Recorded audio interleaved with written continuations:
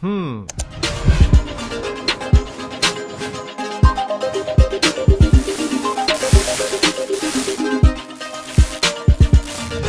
everybody, my name is Ryan with Propelio. Today we've got Jason McDougall here in the studio. Did I say it correctly? McDougall? You got it, man. Not McDougall? Not McDougall. Okay. That's the roots, man. That's We where don't you're go back from? that far. Yeah. Okay, cool.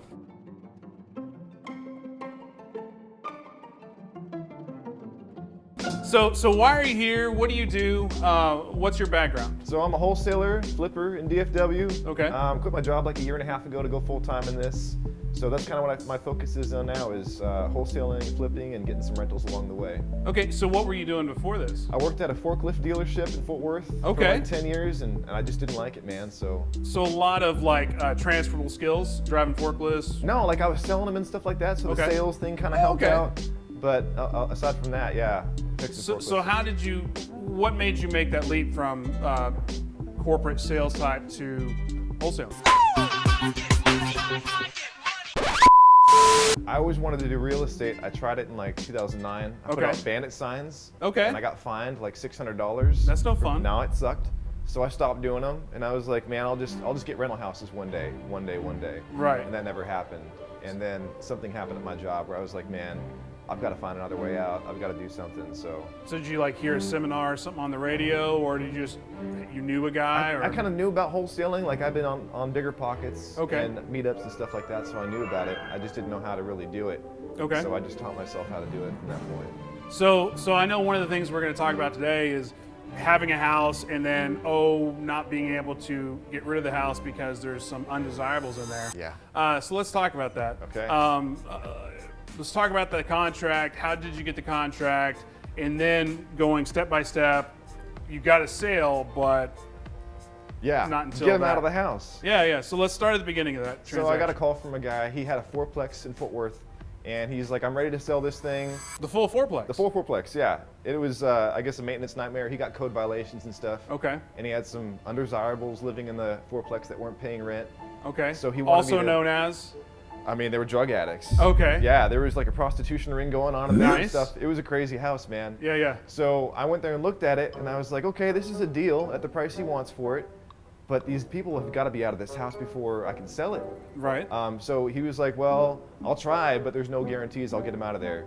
I'll back up. The dude's son lived in one of the units, and he was one of the undesirables that, Right. that did not want to leave. And they're not paying rent or anything like No. that. You don't have to raise your voice.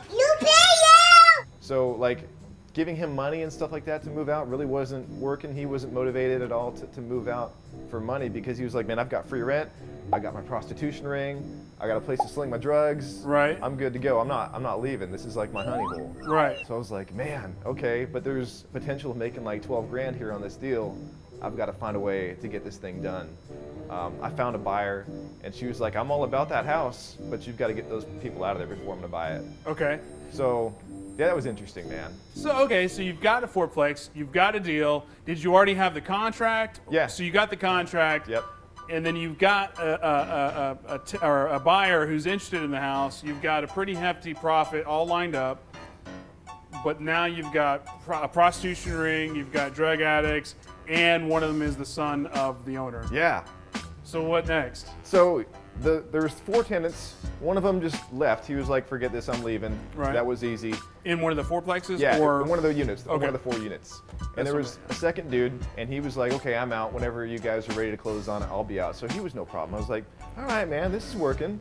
Yeah, so And you're at then 50% now. 50% out, right? So I'm like, we're gonna get this thing done. Yeah. Now, man. So the son was like, I'm not leaving no matter what. Like telling his dad, like cursing him out, saying, you're not kicking me out of He here. said, I don't care if you sell it, I'm not leaving. Not leaving, man. Right. And this lady's like, I'm definitely not buying it until you get all those guys out of there, because then that's her problem, and she Right. didn't want to mess with that.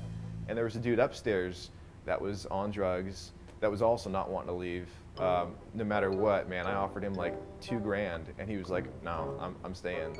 And this dude was like a hoarder, and this apartment was filled with stuff, so he just didn't want to leave all his stuff, man. He didn't know where to go. So how were you able to sell, or I mean not sell, but at least get an investor ready to buy this Like, were you able to show her, or Yeah. did you just show her pictures? No, like, I walked people through this place, man. so these people, these drug addicts, these undesirables, they were cool with Yeah. letting you walk through. Yeah, they knew what was going on. They were like, yeah, you can come on in, but so I'll I back ain't up. leaving. No, they're not leaving, but there was like a process where I had to knock on the door, and then somebody cracked the door open and look out, and they're like, all right, just wait a second. And then you'd hear some shuffling going inside, and then I can bring her They're inside. like, he right? does not look like the police. Yeah, he doesn't look, but we still got to hide our stuff. So, Right. Yeah, I got in all the units, no problem, but just getting the guys out was the issue. Yeah, because typically it seems like when you're dealing with a situation like that, a lot of times the hardest part is just showing the house. Yeah, they were open to that. They were down with that. They're like, come on They had in. zero intention of moving out of that place. Okay, I think so they thought maybe like she would buy it and they would get to stay there, after she bought it, right. which was not. at So all so what she then wanted what? to do. So eventually, the son downstairs got arrested, and I was like, dude, okay, now I just got one more to get out of this place because we've got one out, right? Like when you say arrested, is that like, oh, he got legit arrested, like he's going away for some time, or hey, he had a parking ticket and he'll be back tomorrow? He didn't have a parking ticket. Okay. So he got arrested for a short period of time. Okay. And the dude upstairs was like, okay, well now my buddy that's downstairs that's helped supplying me is gone, so maybe I'll go ahead and move out too. So he started unpacking stuff. I was like, dude, this is gonna be great. Right. Less effort, right? Well, then the son gets out of jail. The neighbor bails him out, so he's back in Oh. the house. I'm like, oh man, I was so close. So basically, you were playing the luck card. It's like, Yeah. oh, cool, this is Yeah. happening. It's I was all like, gonna work. The wholesale doors had opened, man. It's great. Yeah. So the son comes back, and I'm like, okay, we're back to square one now. I've got these two dudes that don't want to leave. Right. But eventually, the son gets arrested again, and this time he goes to prison. So it's the son that was getting arrested, or the other guy that got son. Okay. So he got arrested once for breaking and entering or something like that, whatever.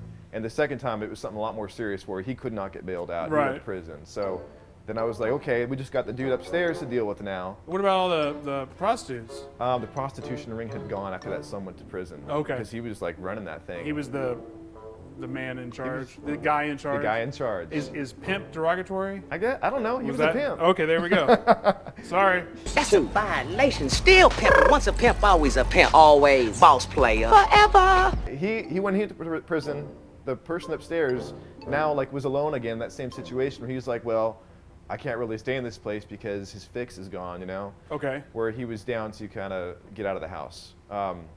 The owner went through the eviction process to get him out, and he gave him some time after that to stay around.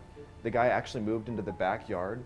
There was a covered carport back there, so he moved all his belongings and everything in the backyard. This is why y'all are trying to figure stuff out? Yeah, man. Okay.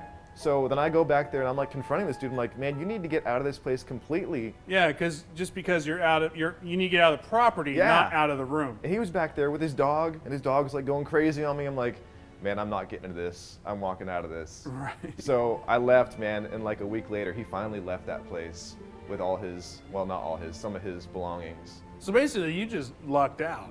Man, I did on that one. So what were you prepared to do? I was prepared to give some money, so I was gonna make 12 grand on the Right. deal. I was like, dude, if I make anything on this thing, it's better than nothing, right?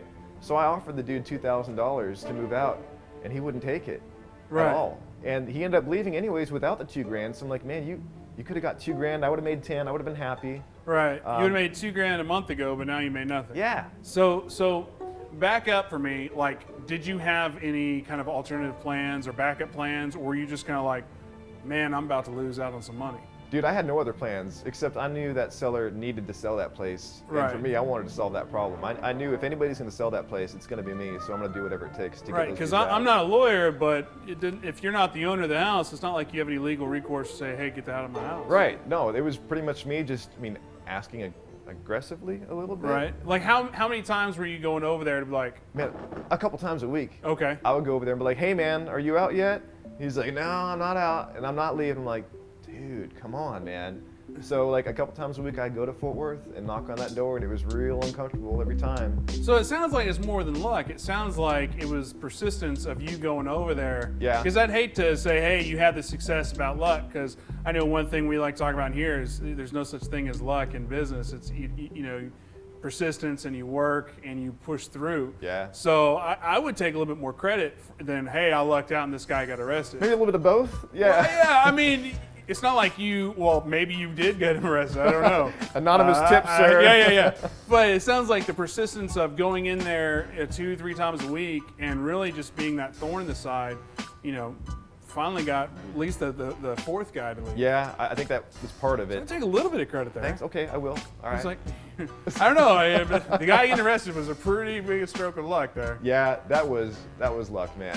But the other dude getting out, yeah, it was really persistence, man. I mean, I was like being nice to the guy. I was like, hey, dude, call me if you need anything, if I can help you find a place or whatever. Yeah. Like I was looking on Craigslist, but the dude had no income, man. And like everybody, of course, if they rent a place out, they want to see some income or whatever. So it was impossible for me to find him a place to go. So now that I'm assuming the transaction went through, you made your money.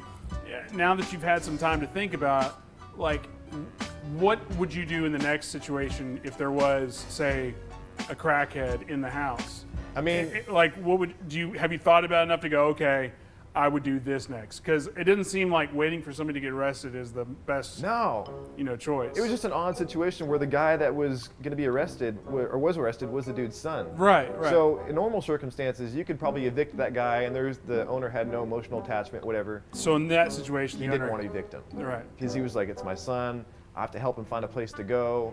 I'm like, the dude's not leaving, man. He's got, this thing is like his setup. This is his honey hole. So going back, what would you do next time? So I've tried cash for keys in the past. Okay. Where I've given people money and it's worked out, where they've moved out of the house after I give them like $1,000. Right. Because I'm like, either you take the $1,000 and you leave and I'll help you pay for moving services, or you get evicted and you have that on your record and no one's gonna rent to you again. Right. And so that's worked. This situation though, with it being people that were on drugs, man, it was real difficult. So I don't know how I'd handle that differently. I don't know, maybe bring like a cop friend up there, but like, hey, my buddy's right here. You sure you want to stay or something? Right, I don't know, man. But sometimes like aggressiveness doesn't work either. So as far as like parting advice to say somebody else, another investor, in a different market or in the same market, you come across a situation like that. Obviously, you still want to get the contract, but like other than having a buddy that's a cop to go with you, is there any other kind of parting advice you give that way? Just even though these people are on drugs or whatever, they're going through a situation of their own. And I think just talking to them and trying to figure out any way you can possibly help them, because they're going through something and you don't know what that is. But if you can work with them to find a way out of the house that's going to be beneficial to them, like the money thing, would probably appeal to a lot of people. So basically what I'm hearing is, treat them with respect and be persistent, and, and just basically look at almost like another sales opportunity where you're just like selling them on the idea of like I was never demeaning towards him. I was always nice to the guy and cool with him. But you just have to handle them with the same way you handle anybody else, ultimately. Well, Jason, thank you so much for coming in. Looking forward to having you in again and talk about more things. Absolutely. If people wanted to get a hold of you and do some business with you, how can they get a hold of you? Yeah, my cell number is 682-207-8425, or my website is nexterahomebuyers.com. All right. Well, thanks for coming in. Thanks, buddy. See you next time. See you. With thousands of properties available for sale, narrowing the clutter of properties down to the few that make sense for us investors is time-consuming. With Propelio, an investor can sidestep the phone tag game and instantly get true MLS comps in seconds directly from a real estate agent. Start your free trial of Propelio today.